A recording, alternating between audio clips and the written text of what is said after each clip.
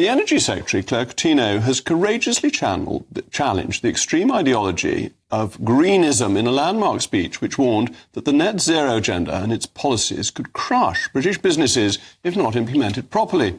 Speaking today at the Innovation Zero conference, she told technology entrepreneurs that climate policy is at a fork in the road, going on to say that the first path is one I do not want to take us down. It is one with an ever-increasing and narrowing set of targets where the government dictates outputs and prices, and a net zero leviathan of central planning crushes our brilliant enterprise economy.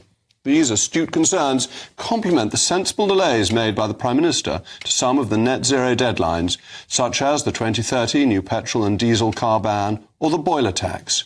But while the Energy Secretary declared the alternative direction of travel as one that still includes a vision of net zero, I would suggest an alternative vision for the direction away from eco-fanaticism. Imagine a world where we made use of cheap gas resources, where our gas power stations remained on indefinitely. The moment we turn them on and off intermittently, which is not only inefficient, but also means providers charge higher prices to consumers.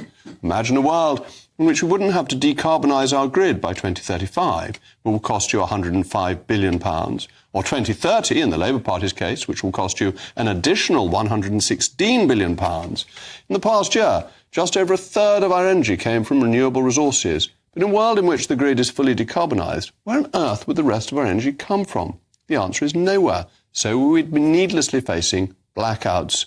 The world without grid decarbonisation would lead to a world in which we would provide cheap energy for British consumers. Imagine a world in which we wouldn't force consumers to buy electric cars, not least because there aren't enough charging points across the country, but also because they can't travel long enough distances or pull heavy enough loads, not to mention the fact that the cheapest new one on the market is about £20,000.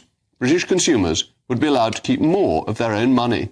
Similarly, a world in which we didn't force people to buy heat pumps costing up to £14,000 compared to the average boiler of £2,000 would again let consumers keep more of their money.